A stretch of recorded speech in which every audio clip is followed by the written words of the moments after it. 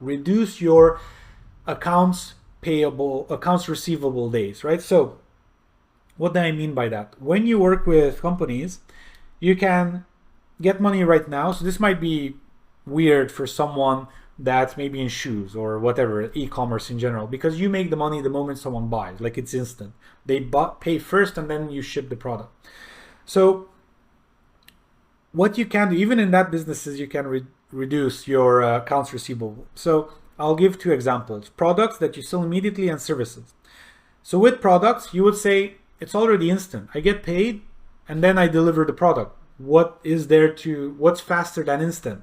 I can tell you, it's in advance. You can make money in advance. You can say, instead of pay me now for this shoe, you can have the inventory for the shoe, or you know that you'll get the inventory in a week, in a month, whatever. And you can say, hey, we have a sale on the first 100 or 1,000 items of this shoe, and that sale is for whatever, 20% off.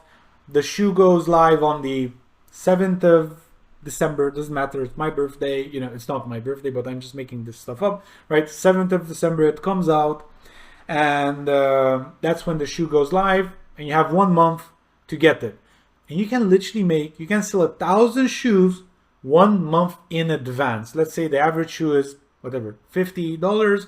So you make, with the discount, so you make $50,000 1 month in advance of you having to do anything with that shoe. So that $50,000 might pay for 3,000 shoes, right? Like you can literally collect the money now and pay for the manufacturing plant to make you 3,000 shoes.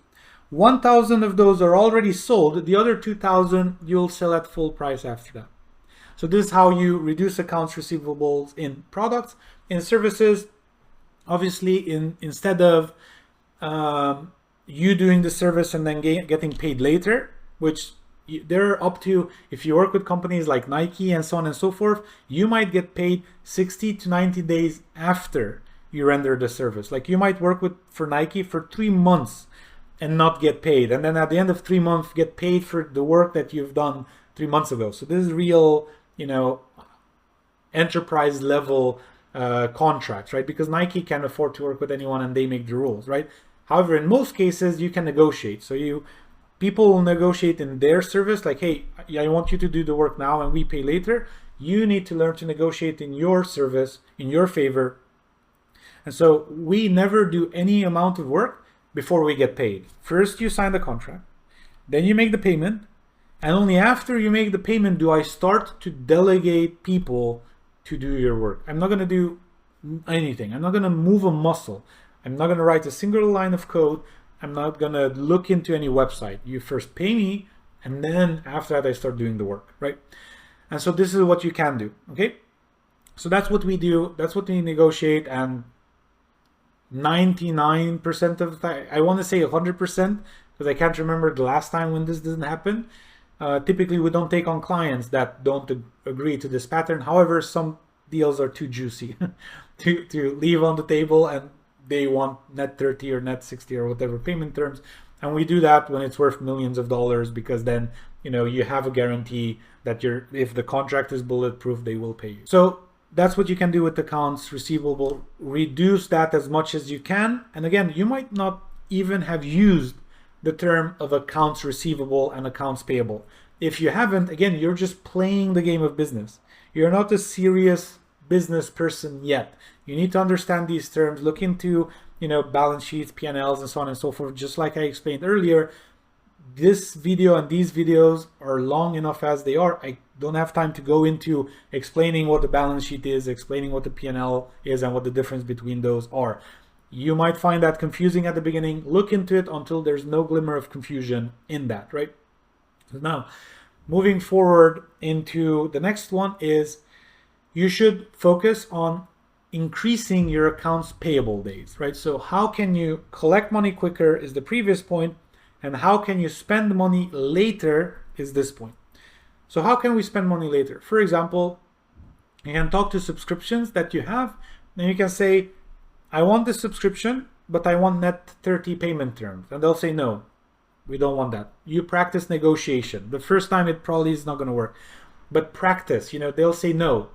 Okay, but I do want some payment terms because we have some cash issues, we have whatever. We don't do that. Now you have to like talk to your manager, do something. Again, I'm trying to teach you to practice negotiation, and you might get, at the end of the day, you might get 5 days net payment terms. You didn't get the 30 you wanted, you get 5, and you practiced. They came up with objections, you came up with more reasons why they should give you the net 5 terms or net 30 terms, whatever, and then you're negotiating. If you have people hired, the way we work is someone works for us for a month, and then for that amount of work, we pay them on the 15th of the next month. So as professional services, so understand this. This is how our business works. We sell a service now, we make the money now, right? And let's say it's the 1st of the month, 1st of July. We make the money on the 1st of July. That's where we collect the money. We then work for a full month. On the 1st of August, we get paid again. So we get paid for month 2. So let's say it's $3,000. We're at $6,000 in money collected.